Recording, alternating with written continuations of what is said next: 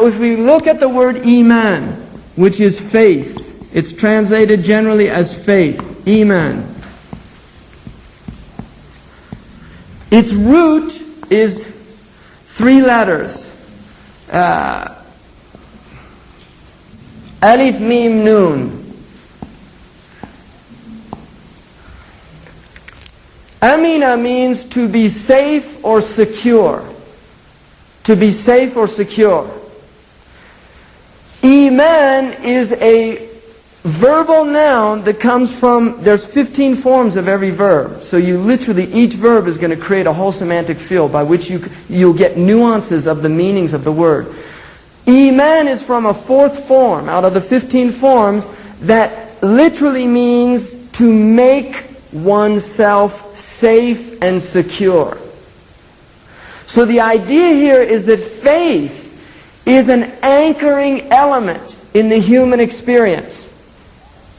And lack of faith is something that creates a type of trouble, of turbulence within the psyche itself. Now we can see this if you're going into surgery. You'll hear somebody say, well, I have faith in my doctor. Because you don't want to go into surgery not having faith in your doctor. You're going to be a wreck.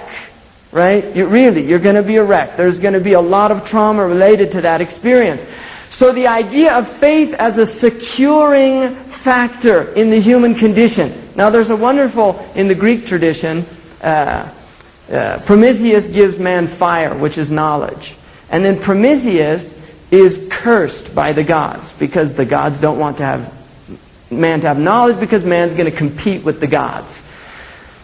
Prometheus, once he's on the rock in Aeschylus' play, and he's Prometheus bound, and they're asking him what he was given, what he gave to man. He said, I gave him fire and I taught him the crafts, right? And then he said, what else? And he said, I gave him faith.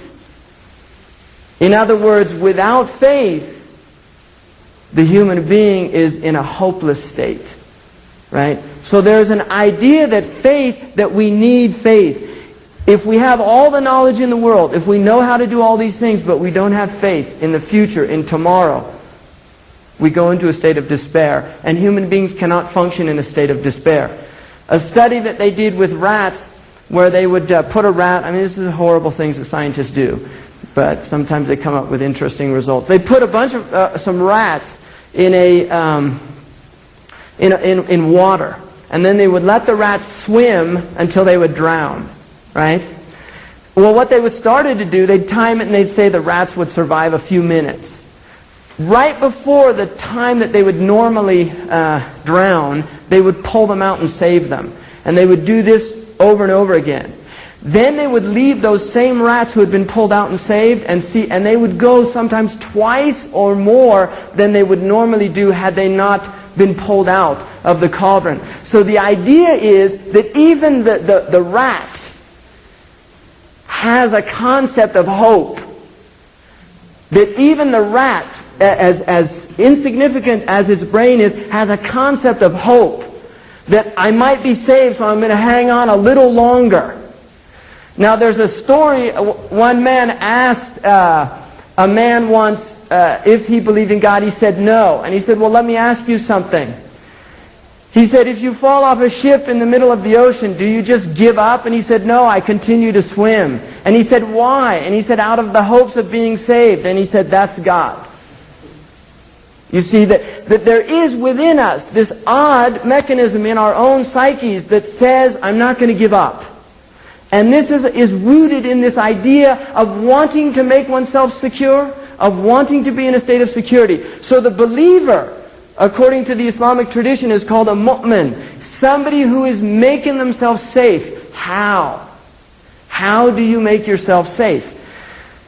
In a world of absolute change, we see change everywhere. We have no sense of security in this world. A person who's in a secure state is in a delusional state. Really, if you think about this. If you feel secure at all times, then you're in a delusional state. Especially in California, right? Right? Because I live in California, we hear those shakes every once in a while, just to remind you, it's not that secure. right? We are literally, as human beings, constantly exposing ourselves to death in every instant. Each breath is an exposure to death.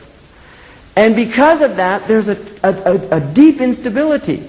Now, there's a type of veiling that takes place as a mercy, because if we were constantly aware of this state, right, we would be literally wrecks, psychological wrecks. And there are people that go into these states. One of the things Lewis Thomas mentions in one of his essays is the whole fact that nature, right, which is often a scientific word for God, that nature does this wonderful thing of veiling death from us. Even though there's death all around us, you don't see dead animals everywhere. That they're hidden. That you can literally go down this road and go for a long walk and you won't see a dead creature. And yet there's death all over the place. There's death happening, decay. It's happening all over the place. But there's a type of veiling, right? And this enables a human being psychologically to maintain hope.